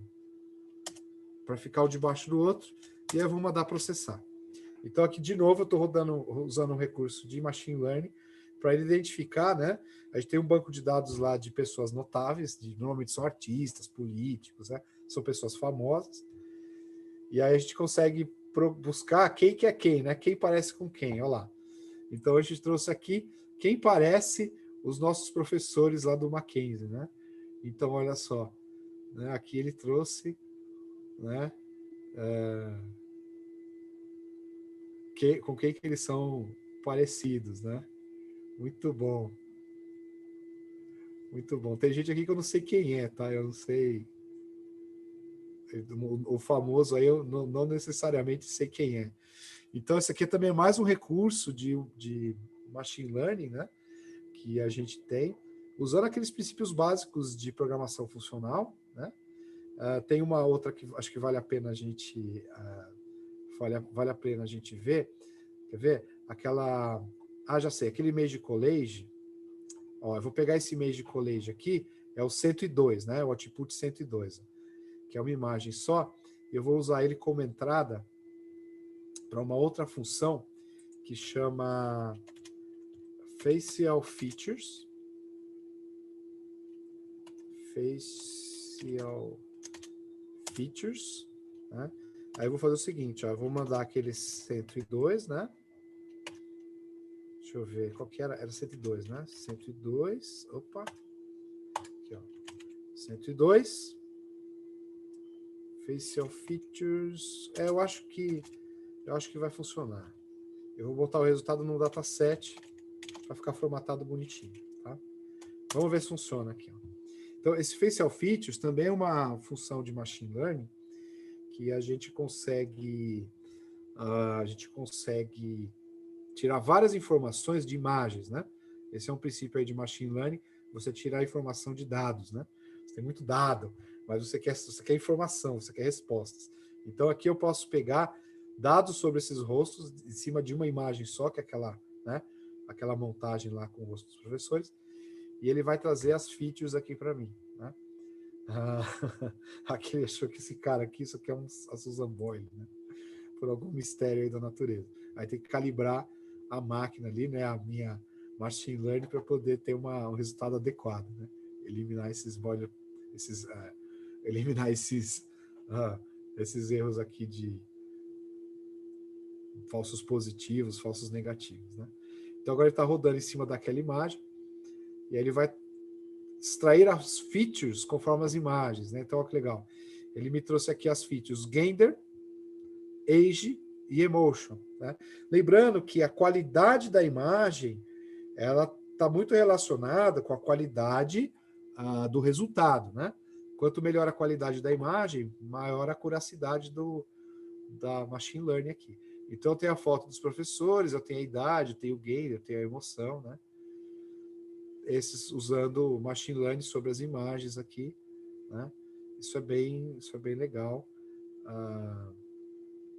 para a gente fazer esse tipo de análise. É claro, sempre tem falso positivo e falso negativo, né? Ele tem um fitness ali, então ele tem um certo nível de acerto, de erro, né? Tem uma margem de acerto e erro ali. E tudo isso é ajustável, tudo isso é parametrizável, né? Você entrar lá no Facial Features, você consegue, é só a caixinha preta, né? Que ele faz esse trabalho, mas ele tem muito parâmetro e você consegue abrir a caixinha preta também, tá? Você consegue ver a rede neural que resolve esse problema individualmente, que calcula, que verifica qual é a idade, qual é o gênero, qual é a emoção. Você consegue abrir, ver as camadas que ela tem, alterar as camadas, limpar a aprendizagem, rodar a aprendizagem com os seus dados. Então, você consegue realmente abrir a caixinha preta e fazer todo o trabalho ali interno, né? E fundo ali dentro desses recursos que a gente tem disponível de alto nível na Wolfram Language. Vamos lá para o próximo, a gente já está acabando. Esse aqui é o último detalhe que eu queria mostrar para vocês, que eu percebi no último ano, que muita gente que tem matemática, tá, não sabe que tem o Wolfram Alpha Notebook Edition disponível, tá? Nas últimas versões aí do matemática, o Wolfram Alpha Mode Notebook ele está disponível, né? Eu vou colocar aqui vou marcar aqui o End Presentation para mostrar isso para vocês. Vou salvar aqui o meu notebook. Vou fechar. Peraí, será que eu fechei o notebook? Não. Não, tá aqui. Vou salvar meu notebook aqui e depois eu vou liberar o acesso para vocês, tá? Eu vou subir esse vídeo e todo o material da conferência vai estar disponível, tá? Vai estar disponível online. Então aqui, pessoal, o que eu vou fazer? Eu vou mostrar para vocês, aqui eu estou usando matemática, né? E no matemática, eu posso fazer isso aqui, eu posso criar um notebook, deixa eu fechar esse essa coisa aqui. Eu posso criar um notebook fazendo assim, ó, File, New, Wolfram Alpha Mode Notebook, ok? Então, eu crio esse notebook aqui. Né? Esse notebook aqui é a versão desktop do Wolfram Alpha. Né? Então, eu posso perguntar aqui, né? Por exemplo, what is the meaning of life? Então, aqui eu não vou programar no matemática, né? No Wolfram Language. Aqui eu vou fazer, eu dou Shift Enter aqui, né? E ele vai fazer, aqui eu vou entrar os dados sempre em linguagem natural. Então ele me deu a resposta aqui. Aí eu vou de novo aqui fazer uma outra pergunta, né? Eu posso fazer aqui, ó, integrate x ao quadrado mais 3x mais 2. Né? Aí eu dou Shift Enter. E ele me mostra o resultado. Só que agora, dentro desse ambiente aqui, eu tenho a solução passo a passo. Né? Então eu peço o passo a passo aqui, e ele vai me mostrar aqui como que você resolve, né? Ele pode ir item por item, ou ele mostra tudo para mim, e aí ele me mostra aqui o passo a passo de como resolver essa integral. Né? O passo a passo, pessoal, a gente não tem esse passo a passo no matemática. Tá? No matemática, ele já mostra o resultado final da operação. Mas quando a gente cria esse notebook aqui, que é o Wolfram Alpha Mode Notebook, a gente consegue criar, né, fazer essas pesquisas em linguagem natural. Por exemplo, integrate x ao quadrado mais 3x mais 2 from menos 10 to 10. Né? Então aqui eu estou pedindo a integral numérica. Aí ele vai e calcula essa coisa para mim. Né? Aí se eu quiser também o passo a passo, ele abre aqui para mim. Né? E aí ele me mostra todos os passos para eu calcular isso aqui, né? Etapa por etapa, igual a gente vê lá na aula de cálculo. Né? Isso daqui é muito usado pelos alunos de undergrad, né? Alunos de primeiro e segundo ano de faculdade, e alunos de high school, né? Que é os alunos de colégio. Eles usam bastante também, né? E como a gente tem dados acurados, eu posso fazer qualquer coisa aqui, né? Por exemplo, Sky Now. Aí ele vai gerar para mim, né, um Sky Chart. Olha que legal.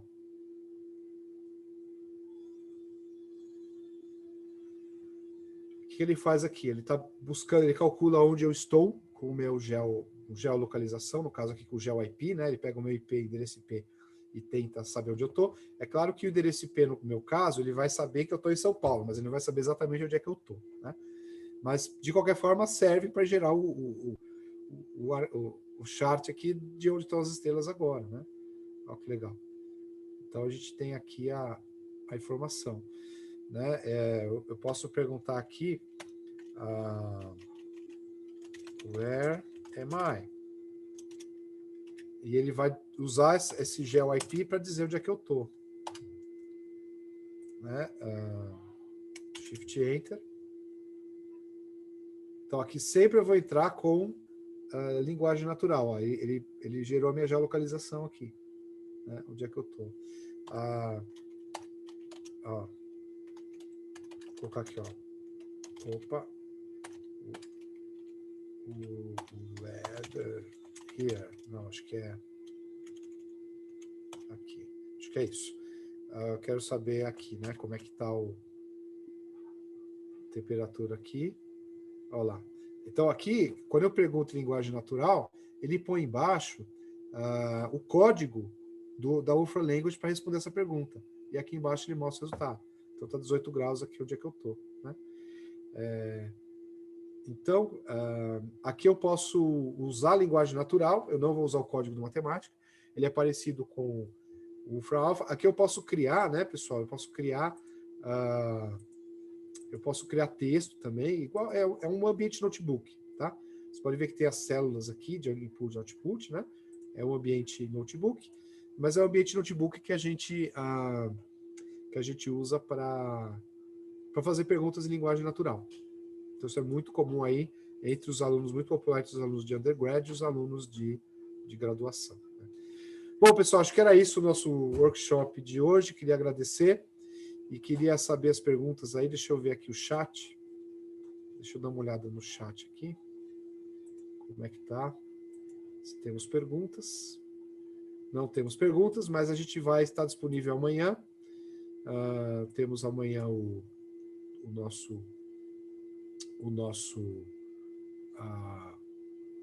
nossa conferência, né? Hoje é o nosso warm-up. Então, eu queria agradecer. E esse vídeo também vai estar disponível online, né? A gente vai publicar isso tudo online. E depois do evento, né? Depois de algumas semanas lá, vai ter um pós-event site. Então, o pessoal coloca os notebooks e os vídeos todos disponíveis. Obrigado a todos e a gente se encontra, então, amanhã à tarde, né? Amanhã, acho que é 12h45. Né? Vamos ver no site aqui do evento. Aqui, ó, a agenda. Então, é amanhã a 1h45. Amanhã, a partir da 1h45. Né? É esse horário maluco, porque a gente tem o pessoal na Europa, de Portugal, que vai atender, né? Que vai participar também.